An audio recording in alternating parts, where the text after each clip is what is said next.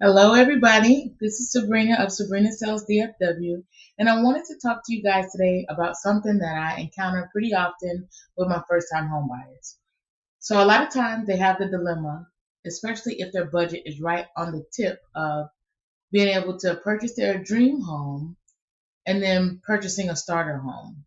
And I just want to kind of tell you some of the reasons why, if this is your first home purchase, you want to start with a starter home. If you can afford your dream home, it's well within your budget, and you feel comfortable being a homeowner. Maybe you've rented a home and done some of those personal things to make that house a home, and you feel comfortable moving into your dream home. Definitely do that. It's absolutely an option for you. But I know a lot of the people that I come across, because of some of the hesitation into jumping into home ownership because they don't have a background of having family that's pre-owned homes, and they don't really have the knowledge and understanding of what's going into the process.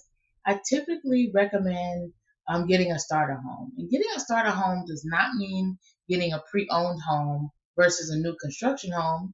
There are new construction homes that are considered starter homes as well, many in extremely affordable budgets, especially here in Texas, but usually across the 50 states. I know some of the states are just very, very expensive and have a high cost of living, but typically you can find a pretty reasonably priced starter home. Now, the number one reason why I typically tell people to start with a starter home is funds, right? The money. You don't want to be strained at the end of your budget on a brand new home. You're entering into something that you haven't done before, and so you really, really want to focus on truly becoming a homeowner and painting the walls and customizing a few things like changing out towel racks or just something simple that's going to make it feel like home for you and your family. And that's something that you'll have to delay if you're buying at the end of your budget.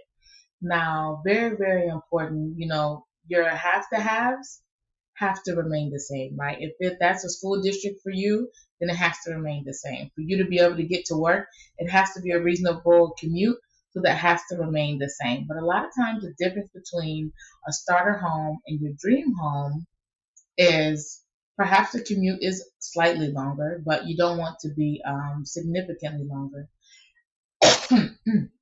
Excuse me, you don't want that commute to be significantly longer versus where it would be if you were to purchase your dream home. Another thing is that if you purchase your dream home, yes, you can get all of the bells and whistles now. Typically, your starter home is not going to have that. And then another thing is going to be availability. Now, as the market continues to shift, and we've been in a constant shift for several years now, the market is shifting out of the lull from the winter into the rise of the spring, and Dallas market has already been projected to be one of the top three fast moving markets in the United States. So, what you're going to see is some volatility on the dream home end. If it comes with everything that people want, purchasing that dream home is going to get a little bit more competitive. Now, for the starter home. So, with funds being the number one reason why you want to start with a starter home, you have flexibility to do, projects and customize the home. You have flexibility to, see what really, really works for you and your family. And for me, what I recognized in my starter home is I decided that I wanted, a huge yard and I needed this much space for this.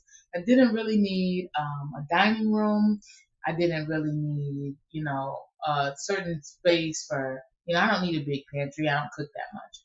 Well, what I learned was being in my own home versus an apartment, I actually cooked more often and I did need that pantry space that I didn't initially plan for. Um, the backyard, I had a young son and I thought, oh, this is perfect backyard. My son is not the type of person to play individually or in a yard that doesn't have all the bells and whistles. I didn't want to add a playground. We were close by to a playground, so we typically spent more time going to a playground and playing than we did in our own backyard. I was able to do some gardening and some fun backyard projects, um, But typically I wasn't able to use that backyard for my initial plan, which was having a space for my son to play. He wanted to go to the playground. He wanted to play with other kids. He wanted to be, a risk taker and jump off of things that we didn't have in our backyard. So we ended up not needing it. And so when I moved to my next home, right, I didn't purchase my dream home up front. When we moved to our next home, I was able to cut down on yard size and cut down on space for certain things, but still make sure that I had a significant space for my pantry items because that was something that I learned in the process. Now, if you were to buy your dream home based on your apartment living, oh, okay, it matches all of our things that we currently need now. And say you enter into that dream home because you can afford it and it is your price point, but then you start to grow your family and now that dream home is not convenient for the family that you have now. So buying your starter home versus starting out at your dream home, you're typically able to buy what you need now and then adjust as you grow. Typically, people buy new homes every 5 to 7 years. And that's not to say that you have to, but what people realize in that time span is that what they need and what they have currently is having a gap. And so they're realizing I actually need to be a little bit closer to work, or maybe I've changed jobs and I need to move closer to my new job. Or, hey, this school isn't schooling like I needed to school. I need something that's a little bit more involved. I need a school system that has a little bit more developmental in this area. And we're not getting that in our current district. So you move. And if you're buying your dream home with everything you want in it, in 2 to 3 years down the line, your family changes, your work changes, um, even having a family member come to move in to live with you, and you're in a tri-story home, that relative that comes to live with you may not be able to navigate those stairs, may not be able to navigate that space the way you initially intended. And so now you're into a home that you plan to grow into, but your life has changed and you need to adjust. That's typically why I suggest that people start with their starter home. And it gives you a lot more flexibility on costs to be able to save and really prepare for buying your dream home in the future.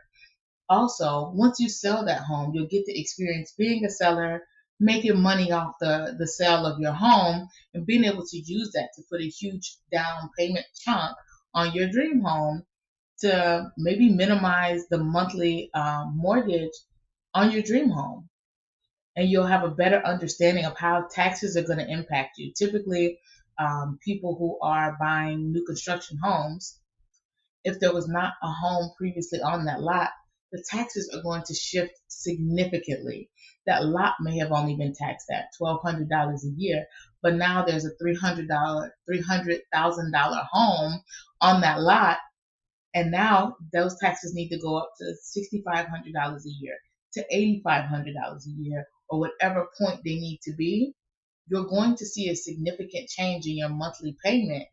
If that's not something that you plan for, with already being at the end of your budget on your dream home, is going to impact you financially very, very significantly if that happens to you at your dream home and you are already at the end of your budget. So these are just a few reasons why I suggest that people start with a starter home, give you the flexibility to learn a few things, save up some money, learn what works really well for you and your family.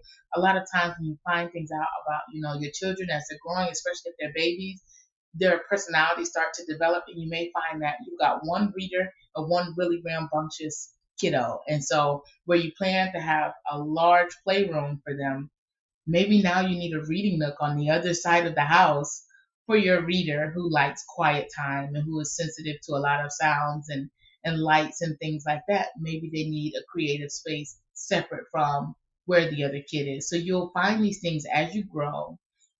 What you need will change over time, and that's okay. Buying a new home and selling an old home, typically you just outgrowing that space and your life is changing, and you just have to be prepared for those changes along the way. And it's easier to do if you didn't push yourself to the end of your budget by trying to get into your dream home right away if it's not financially feasible.